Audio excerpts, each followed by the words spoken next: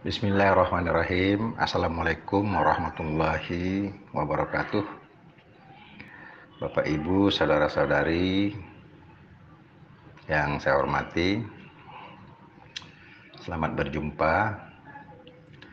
Kami dari pemerintah Provinsi Sumatera Utara, dalam hal ini melalui Dinas Kesehatan Provinsi Sumatera Utara dan Bapak Gubernur Edi Rahmayadi serta Bapak Wakil Gubernur Bapak Musa Rajeksah membuat suatu buku saku tentang bagaimana memanfaatkan bahan tanaman obat yang ada di sekitar kita, terutama di Provinsi Sumatera Utara dan juga di daerah-daerah lain seluruh Indonesia.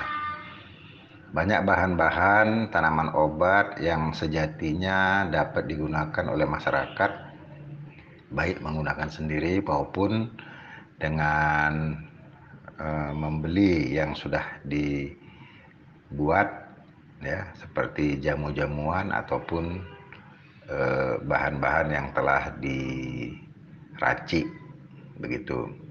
Jadi dengan mengkaitkan masa pandemi yang masih terus melanda negara kita ini, maka upaya-upaya masyarakat untuk meningkatkan daya tahan tubuh selain melakukan asupan gizi yang cukup dan seimbang, kemudian melakukan olahraga yang teratur dan juga istirahat yang teratur serta menghindari stres, maka ternyata bahan-bahan alami yang bisa kita gunakan yang relatif murah dan mudah dapat dikonsumsi oleh semua masyarakat, terutama masyarakat Sumatera Utara, untuk berupaya meningkatkan daya tahan tubuh, terutama untuk menjaga agar COVID-19 tidak menyerang kita.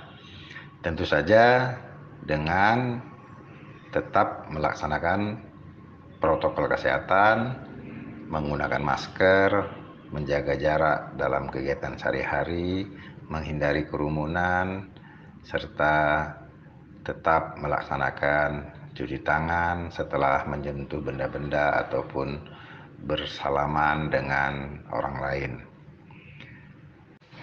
Kita ketahui banyak tanaman obat yang berkhasiat yang tumbuh di bumi Indonesia, hampir di seluruh daerah ada.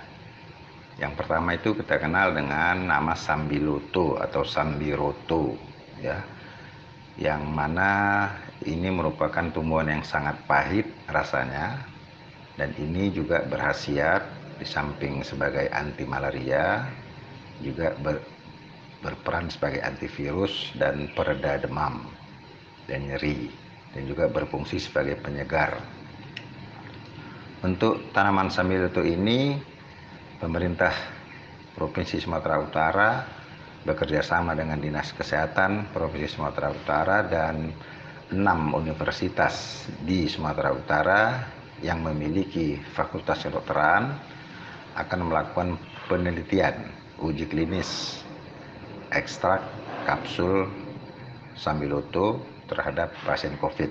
Insya Allah ini akan dilaksanakan dalam waktu dekat. Kemudian kita mengenal ada temulawak. Temulawak ini biasa digunakan sebagai bahan obat atau jamu. Khasiatnya meningkatkan nafsu makan, memperbaiki fungsi hati, meringankan gangguan lambung. Jadi temulawak ini dia merupakan rimpang yang bisa digunakan oleh masyarakat, diambil airnya dan diminum untuk upaya meningkatkan daya tahan tubuh. Kemudian ada daun jambu biji atau jambu kelutuk. Ini secara umum kita tahu bisa meringankan diare atau mencret dan mengobati sariawan serta berperan sebagai antivirus juga dan dapat meringankan demam berdarah. Kemudian ada kunyit.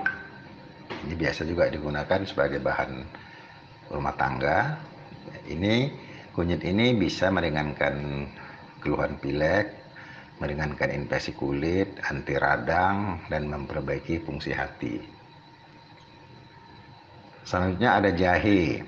Jahe banyak digunakan sebagai campuran dalam obat-obatan yang banyak beredar. Juga jahe ini dikatakan dapat sebagai anti rematik, meredakan sakit kepala, meringankan mual muntah, serta meringankan batuk. Berikutnya adalah bawang putih yang juga sudah dikenal oleh masyarakat. Bawang putih ini berkhasiat sebagai antioksidan, anti radang, kemudian membantu menurunkan kadar lemak darah seperti kolesterol, dan berperan juga di dalam menurunkan tekanan darah. Berikutnya ada meniran. Meniran ini berkhasiat meningkatkan imunitas, meringankan demam, dan meringankan diare. Jadi ada dari sekian banyak tanaman obat yang dikenal, berdasarkan rekomendasi Kementerian Kesehatan, ada 7 bahan yang bisa digunakan oleh masyarakat sehari-hari dan bisa didapat baik ditanam sendiri di halaman maupun dibeli bahannya di pasar. Nah, kepada semua masyarakat bisa menggunakan bahan-bahan ini sebagai asupan tambahan di samping yang telah disebutkan tadi, asupan gizi yang baik, olahraga teratur, istirahat teratur, dan menghilangkan stres, serta meningkatkan ibadah. Bapak, Ibu, saudara-saudari sekalian, buku saku obat tradisional untuk meningkatkan daya tahan tubuh ini yang diterbitkan oleh pemerintah Provinsi Sumatera Utara bekerja sama dengan Dinas Kesehatan Sumatera Utara dan Fakultas Kedokteran yang ada di 6 universitas di Sumatera Utara, dibuat agar dapat digunakan sebagai informasi kepada masyarakat Sumatera Utara khususnya dan di Indonesia pada umumnya. Buku ini meliputi informasi umum tentang obat tradisional serta cara pemanfaatannya sehingga diharapkan dapat digunakan oleh masyarakat. Semoga buku saku yang sederhana ini dapat membantu masyarakat untuk memanfaatkan tanaman obat. Bahan-bahan yang kami ambil sebagai referensi ini adalah dari buku yang diterbitkan oleh Kementerian Kesehatan dan juga dari buku Farmakope Indonesia. Kita ketahui bahwasanya Indonesia kaya akan tanaman obat, yang mana tanaman ini terdapat di berbagai daerah di seluruh Indonesia, termasuk Provinsi Sumatera Utara. Tanaman ini sudah digunakan secara turun-temurun oleh leluhur kita sejak zaman dahulu. Ini membuktikan bahwa tanaman obat tradisional aman digunakan. Di masa pandemi COVID-19, sejak awal tahun 2020, wacana menggali tanaman obat asli Indonesia kembali muncul. Salah satu upaya preventif penularan penyakit infeksi adalah meningkatkan daya tahan tubuh, selain dengan melakukan upaya pencegahan penularan melalui protokol kesehatan dan vaksinasi. Tanaman herbal yang dapat meningkatkan daya tahan tubuh, di samping itu harus diperhatikan asupan gizi yang cukup dan seimbang. Penggunaan tanaman herbal harus sesuai dengan cara pembuatan dan pengolahan tanaman herbal yang baik serta bersih. Bagi masyarakat yang mengalami keluhan penyakit, selain mengonsumsi tanaman herbal tersebut, maka dianjurkan juga untuk memeriksakan diri ke fasilitas kesehatan terdekat. Jika ada keluhan ataupun efek samping, sebaiknya periksakan diri ke dokter. Berbagai tanaman obat yang kita kenal dapat digunakan dari bahan-bahan yang ada pada tanaman itu. Tetapi berbeda tanaman, berbeda bahan yang berkhasiat yang digunakan untuk bahan pengobatan. Contohnya, untuk jahe, temulawak, kunyit, lengkuas, kencur, itu yang digunakan adalah rimpangnya. Rimpang itu adalah bagian dari tanaman obat yang berada di dalam tanah, ya. Itu disebut rimpang. Kemudian ada yang digunakan batangnya, misalnya pada serai, ya. Nah, yang digunakan adalah batangnya, bukan daunnya ataupun akarnya. Dan beberapa lagi digunakan daunnya, contohnya seperti sirih, kelor, katu, pegagan, seledri, meniran, sambiloto. Dan khusus sambiloto bukan hanya daun, tetapi rantingnya, bunganya juga bisa digunakan. Bahkan batangnya yang kecil juga bisa dijadikan serbuk, dikeringkan dan dijadikan serbuk dan juga dijadikan ekstrak. Bisa juga bagian dari kulit, seperti kulit kayu manis. Yang berkhasiat itu adalah kulitnya. Bisa juga buah seperti jeruk nipis, jambu biji, lemon, ya. Dan ada juga yang digunakan sebagai zat berkhasiatnya adalah terletak di dalam bijinya. Contohnya jintan hitam atau yang lebih dikenal dengan habatus saudah. Pada gambar ini bisa kita lihat bagaimana manfaat tanaman herbal itu terhadap keluhan-keluhan kesehatan pada seseorang. Seperti contohnya sambiloto, itu bisa mengatasi infeksi saluran pernapasan atas dengan gejala demam, batuk, pilek. Kemudian pegagan ini adalah sejenis tanaman obat yang bila digunakan secara teratur dapat meningkatkan kesehatan dan kecerdasan otak. Kemudian bahan-bahan yang bisa meningkatkan kesehatan hati atau memperbaiki fungsi hati seperti meniran, kunyit, temulawak. Dan ada juga bahan-bahan obat yang meningkatkan memori, daya ingat, kemudian bersifat suportif pada jantung dan pembuluh darah. Itu seperti bawang putih dan miyana. Ada juga yang mengatasi gangguan lambung, ya. Itu bisa didapati pada jahe, kapulaga, kunyit, dan temulawak. Nah, juga pada keluhan-keluhan sembelit atau konstipasi bisa digunakan daun sendok atau lidah buaya. Untuk keluhan-keluhan pada daerah anus seperti hemoroid atau ambeien itu bisa digunakan daun ungu, purwoceng, cabai jawa. Nah, ini contoh-contoh bagaimana khasiat dari tanaman obat yang ada di Indonesia. Tetapi tentunya bagaimana cara penggunaan ini membutuhkan petunjuk-petunjuk lanjut dari para ahli yang memang sudah mencoba dan memiliki pengalaman untuk penggunaan bahan-bahan herbal ini. Nah, kalau kita ambil contoh seperti yang telah disebutkan sebelumnya, bawang putih ini sudah diteliti oleh berbagai ahli yang membuktikan bahwasanya bawang putih atau dikenal dengan nama latinnya Allium sativum itu berkhasiat menurunkan tekanan darah pada pengidap hipertensi atau darah tinggi, juga menurunkan kadar lemak darah dan sebagai antioksidan.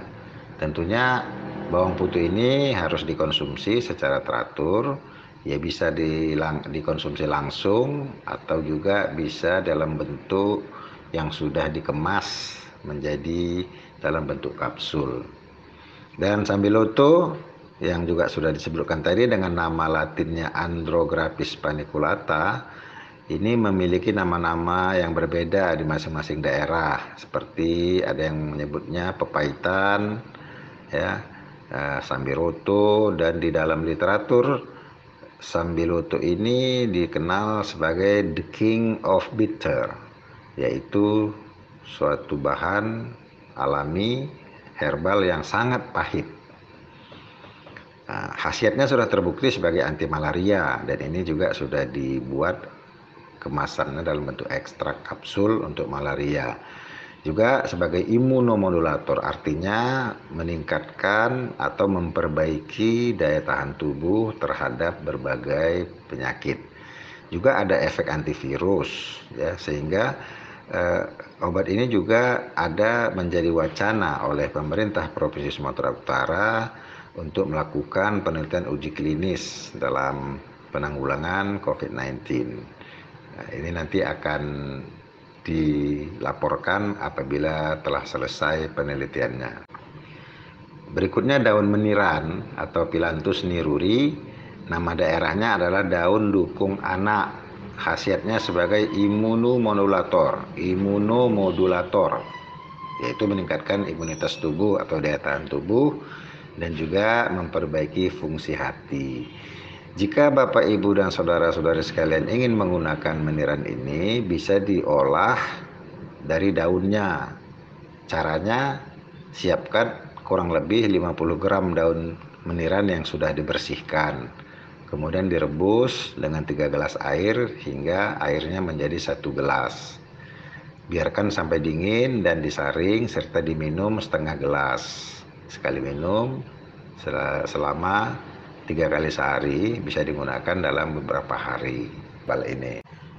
Berikutnya adalah jambu biji atau jambu kelutuk. Ini merupakan buah-buahan yang banyak ditemukan di daerah di Indonesia. Nama latinnya Psidium pumilum Var. Dan ada juga nama asing disebut Kaman guava ataupun guava. Nama daerahnya tadi jambu kelutuk atau galiman atau juga mas lambu. Daunnya bisa digunakan sebagai obat anti diare, ya, yang bisa diolah, dikunyah, dan ekstrak daunnya telah terbukti dari satu penelitian dapat meringankan demam berdarah tinggi.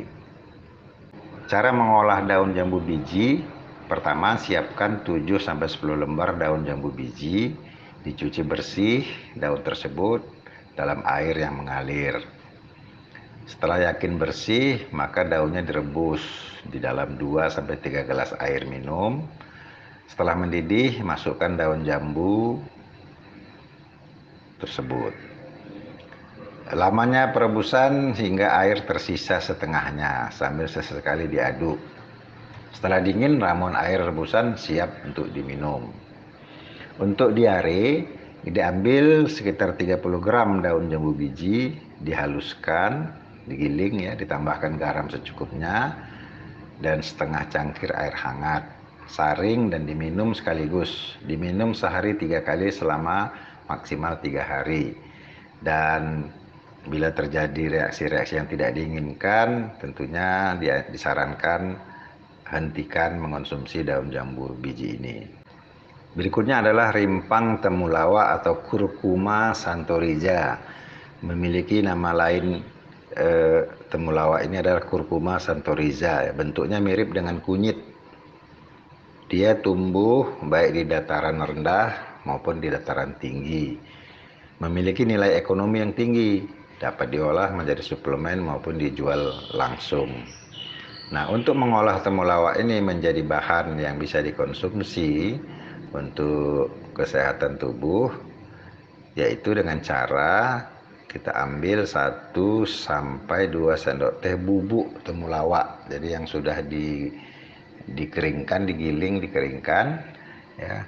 Kemudian digabung dengan setengah sendok bubuk kayu manis dan 1 sendok madu, dicampur dalam 800 ml air. Caranya, didihkan dulu airnya, lalu masukkan temulawak. Aduk hingga larut dan apinya dikecilkan. Tunggu beberapa menit, matikan api dan tambahkan bubuk kayu manis. Diaduk kembali perlahan-lahan, kemudian disaring bahan yang sudah menjadi semacam teh temulawak ke dalam gelas. Tambahkan madu sebagai pemanis supaya lebih enak meminumnya dan bisa diminum dalam keadaan hangat. Ya, khasiat temulawak tadi memperbaiki fungsi hati dan pencernaan, juga meningkatkan nafsu makan. Berikutnya adalah kunyit. Kunyit ini biasa digunakan sebagai bahan masakan di rumah-rumah tangga, ya. Memiliki nama sinonim Curcuma domestica Var atau Curcuma longa Var. Ada nama daerah, ya biasanya kunyit, hunik dalam bahasa Batak, undre dalam bahasa Nias. Kunyit ini ada 3 jenis, ada kunyit yang warnanya merah, ada kunyit yang warnanya putih, dan ada kunyit yang disebut dengan kunyit hitam. Walaupun warnanya tidak pas sekali hitam, ya. Kunyit ini berkhasiat sebagai anti radang, antioksidan, dan memperbaiki fungsi pencernaan. Cara membuat jus kunyit adalah mudah. Kita ambil rimpang kunyit, dikupas, ya, kulitnya, ya, kira-kira segenggam kunyit, kemudian diparut atau dijus dan ditambahkan air secukupnya. Kemudian dididihkan, biasanya ditandai dengan pemuaian, ya. Tambahkan garam sedikit, ya, seujung sendok teh, dan saring, serta diperas.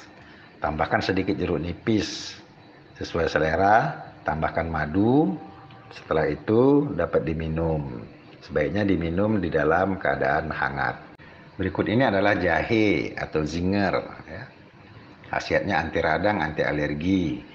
Biasa dibuat oleh masyarakat yang disebut dengan wedang jahe, ya. Ini gambar ini menunjukkan bagaimana bentuk rimpang jahe, bentuk simplisianya yang sudah diiris-iris, dan pohonnya. Untuk membuat wedang jahe, diambil air sebanyak 750 cc, kemudian 2 batang serai, 2 sendok makan jahe diparut. Kemudian tambahkan 1 sendok makan teh hitam, 1 sendok makan madu, dan buah lemon.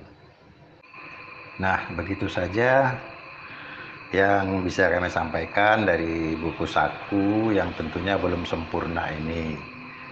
Dan semua bahan-bahan yang ada di dalam buku saku ini dikutip dari beberapa literatur seperti Vademecum, kemudian literatur dari Kementerian Kesehatan, serta dari buku 100 plus Herbal Indonesia yang sudah diterbitkan oleh Badan POM.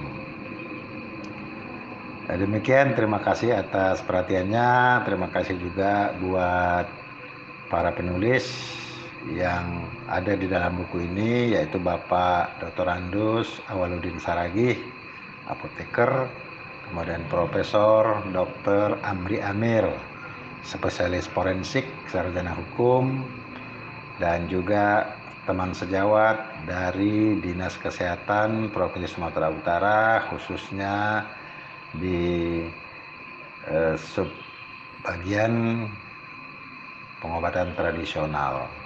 Terima kasih atas perhatiannya. Salam hangat. Terima kasih buat Bapak Musa Rajeksah atau Pak Ijek, Wakil Gubernur Sumatera Utara, beserta Bapak Gubernur Sumatera Utara Edi Rahmayadi. Assalamualaikum warahmatullahi wabarakatuh.